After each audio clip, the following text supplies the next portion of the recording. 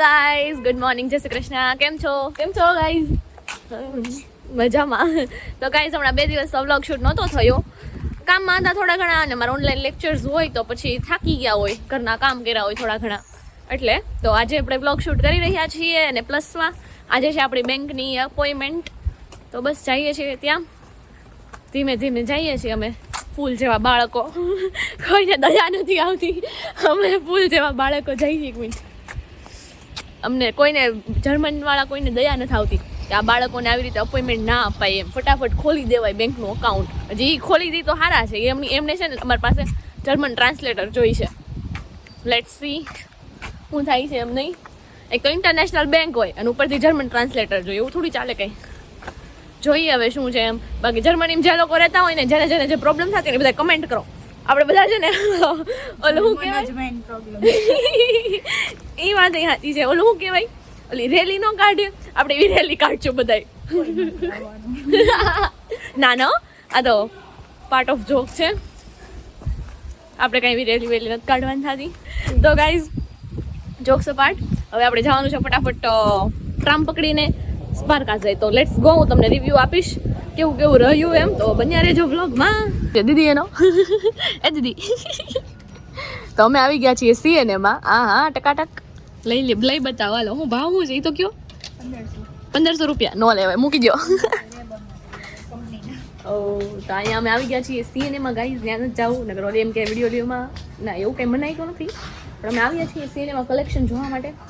અને bank account ખુલી ગયું છે, જરાક બહાર જઈને તમને કહું ડિટેલમાં. અત્યારે જરાક કલેક્શન નહીં હાલો તમે. હા દીદી, જો ચશ્મા મન મોહાઈ ગયું નહીં.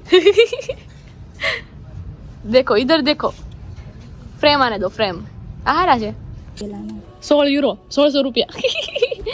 જોવો ગાઈઝ, અમને તો છે ને પર્સ જ ગમે છે, મજા લેવા રાખે છે. અને બાકી તો અમે છે ને, જો આ દીદી જો કેપ અમારી ટ્રાય કરે છે, મજા આવે. ગમે કેટલાની છે? ઓલા બેન અમે જોતા તો એ કે આવો અમારે કલેક્શનના ફોટા લઈ છે. ના ભાઈ ના, અમે ફોટા થોડા લઈએ યાર. લિટરલી ગાઈઝ, હું તો અહીંયા પર્સ ડિપાર્ટમેન્ટમાં આવું તો મને એમ થાય લઈ લેવી, પછી એમ થાય એમ નથી લેવું. હાલવા મંડી નગર ખોટું મન થઈ જાય. ઇધર તો જો ફ્રેન્ડ્સ, અત્યારે અમે આવી ગયા છીએ અહીંયા શાકભાજી માર્કેટ કેમ હોય એવી રીતે અમે આવી ગયા છીએ. તો યશવી કેરી બતાવી તો સાઈઝ, આ જો સાઈઝ છે 100 રૂપિયાની અવળી. ઈ આમ જો તો કાચી પાકી તો ઠીક, ગોલી કેવી દબાઈ ગયેલી લેવી, કેમ લેવી? આમાં કોઈ વાત નહીં. આપણી માટે આવવાનું છે રસી દેન ઇન્ડિયાથી. કઈ રીતે આવવાનું એ તમને આગળ બ્લોગમાં જોવા મળશે, તો બન્યા રહી જો. તો જો ગાઈઝ, માહોલ અત્યારે બદલાઈ ગયો છે, ઠંડો પવન વાઈ રહ્યો છે. અને અમે થોડો ઘણો સામાન લીધો છે. ફાલુદા બનાવવાના છે અને ફ્રેન્કી બનાવવાની છે. તો યશવીબેન કેમ થશે? પહોંચી રહેશું. તો એવું બધું કરવાનું છે. તો હમણાં ઘરે જઈએ અને ફટાફટ એની પ્લાનિંગ શરૂ કરી દેવી. તો ફ્રેન્ડ્સ, જેવી રીતે તમને કીધું હતું કે આપણે બનાવવાના છીએ મસ્ત મજાનું, તો એમાં ફાલુદા બનાવવાને ત્યારે અમે ઘરે વાત કરતા હતા ફોનમાં. તો કંઈ વિડીયો લેવાનું બન્યું નહીં, તો અત્યારે મસ્ત ઠંડા થાય છે. તો હું તમને હવે જમી લઈને પછી જ્યારે ડેકોરેટ કરીશ ને ત્યારે બતાવીશ. અને બાકી બીજો પ્રોગ્રામ છે આપણે ફ્રેન્કીનો. તો એના માટે જો અહીંયા મસાલા અમારા રેડી થઈ ગયા છે, પોટેટો સ્મેશ થાય છે અને હવે વઘારનું કામ ચાલી રહ્યું છે.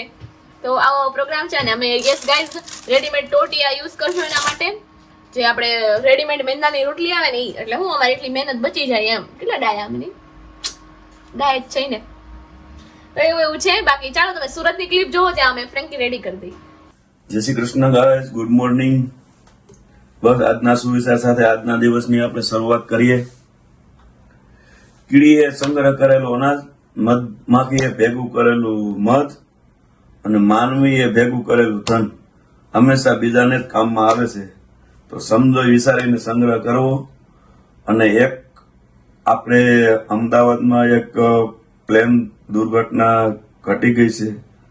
તો ઘણા બધા સ્વજનોએ પોતપોતાના સ્વજનોને ગુમાવ્યા છે. એમની માટે આપણે જેટલું કરી શકીએ તેટલું ભગવાનનું નામ લઈને એમના આત્માને આપણે શાંતિ આપીએ. ઘટના અચાનક ઘટી જાય તેના માટે ઘણું બધું તકલીફો પડતી હોય છે. જે પોતાના સ્વજનો ગુમાવતા હોય તેમને તકલીફો હોય, એટલે શક્ય હોય ત્યાં સુધી જે તે સ્વજનોના નજીકના હોય, અમદાવાદના રહેતા હોય કોઈ, તો જેટલું શક્ય હોય તેટલું તેમને સહયોગ આપવો. એવી મારી નમ્ર વિનંતી છે. બાકી દુઃખ તો આપણે લઈ ના શકીએ પણ દુઃખ બાટી શકીએ. તો શક્ય હોય તેટલો સાથ સહકાર આપો અને આવી દુર્ઘટના બીજી વાર ના ઘટે તેના માટે આપણે પ્રભુને પ્રાર્થના પણ કરીએ. જય શ્રી કૃષ્ણ. જય શ્રી કૃષ્ણ. Good evening. અમે બધા હવે છે ને એક હોટલમાં શું કહેવાય ડિનર કરવા આવ્યા. અમારે ભૂરીને બહુ આવડે પણ હવે કઈ બહુ કઈ બોલતો નથી. એટલે ગાઈઝ અમે બસ જો અહીંયા વરાસાની એક ફેમસ હોટલ છે ત્યાં આવ્યા છે ને બાકીનું બધું હવે છે ને ભૂરી કહે છે. અહીંયા આપણા વ્યુઅર્સ મળી ગયા છે. કેમ છે તમને? બસ મજામાં. તારા વિડિયો માસી દરરોજ જોવે છે કે? હા, આ માસી અમારા વિડીયો રોજ જોવે છે. કેવું લાગે છે તમને વિડીયો બહુ જોઈ? મસ્ત, બહુ ડાય છે. હા, વિડિયો મસ્ત બનાવે છે. હા. હાય. એક વિડિયો મિસ નથી કરતા માસી કે? હા. જો એક વરાસાની સુંદર મજાની હોટલમાં અમે બધા ડિનર કરવા માટે આવ્યા છીએ. તો હાય બધાય સામું જોજો એટલે બધાનું થોડોક વ્યૂ આવી જાય. તો ગાઈઝ તમે આ હોટલમાં કદાચ આવ્યા હોય તો જરૂરથી કોમેન્ટ કરજો અને નો ખ્યાલ હોય તો નેક્સ્ટ વિડીયોમાં આપણે કહેશું કે કઈ હોટલ છે. બરાબર છે?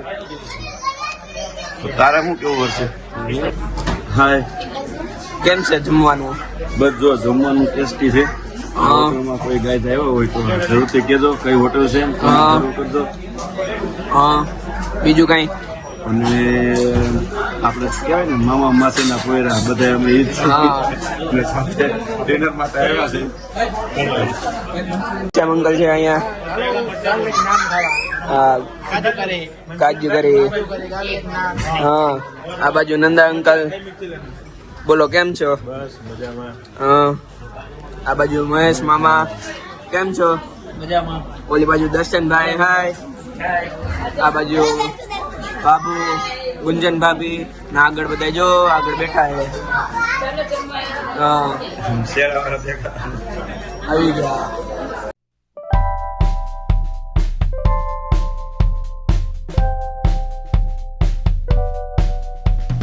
તો ચાલો ફ્રેન્ડ્સ, અત્યારે આપણું સરસ મજાનું ફાલુદા એન્જોય થઈ રહ્યું છે. 1 મિનિટ તો આવી જાવ તમે બધાય. અને લિટરલી મસ્ત બન્યું છે પિસ્તા ફ્લેવરનું. તો અહીંયા યશવીબેન આવી જાવ.